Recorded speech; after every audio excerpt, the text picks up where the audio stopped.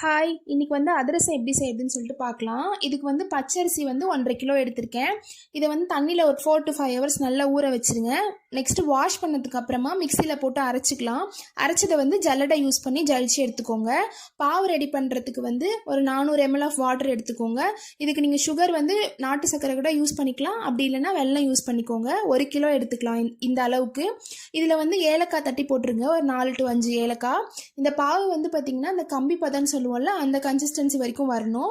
அதுக்கப்புறமா அது சூடாக இருக்கும் போதே நம்ம அரைச்சி வச்ச மாவில் ஆட் பண்ணிக்கோங்க.